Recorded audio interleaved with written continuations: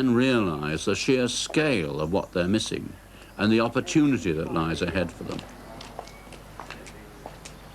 Method of making a car. And I would suggest to you that small changes is the way to do it at this stage, because I think to suddenly change the whole of the manufacturing process you keep on temporising. You say at this stage, that implies that at some stage there's going to be a moment when you can't do this minuscule progression a bit at a time.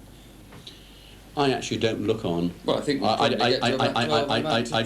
don't look on the change of one extra car a week as being actually significant in what we're talking about. Well, I really don't. I mean, that's 40 cars a year, and that's significant in number. I don't think that's significant in terms of the scale, either of the opportunity or of the potential problem. You know, I'm not for a moment suggesting that you have to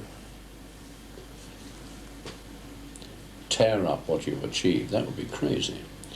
But I do think you should look at some alternative scenarios, and it seems to me the sensible thing would be for you and Morris, and probably somebody else who know absolutely what the most modern technology can do, to sit down and look fundamentally at the way the car is made and whether you cannot actually produce the cars as a handmade car more economically than you are at the present moment, and I'm sure you can. The way you put it, I think, is putting a lot of pressure on me, and I think that that's right. I think there should be a lot of pressure there, because I don't think one should sit there complacently when, you know, you've got people waiting. You've got the job.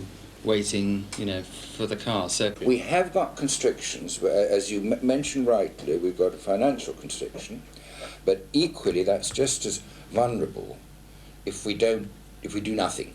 If we stand still. I mean, it's never been, one has rather stood still, but it's never been my intention to stand still.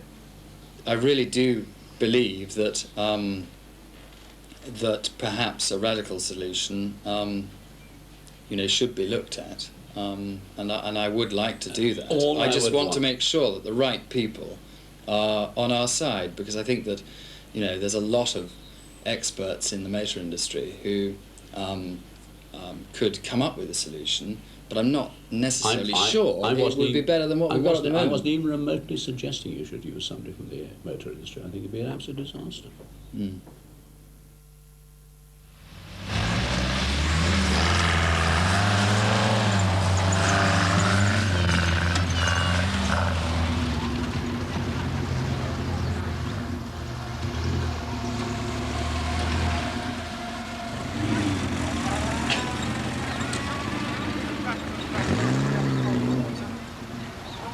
That's better. That's better. Yeah. Let's leave that alone. We'll do it this corner, shall we? He did say have a consultant or somebody like that, but with the greatest respect, says John, you have to sort things out yourself. You know, nobody will do it for you. You know? What I'm glad he did agree with was not to change the manner in which the car was made. And I'm afraid if he had said we should do that, he's tended to indicate that certain changes might be needed, but I think he's on a pretty kind of sticky wicket on that one, because the way the car's constructed is one of its strongest selling points. There's no doubt about it.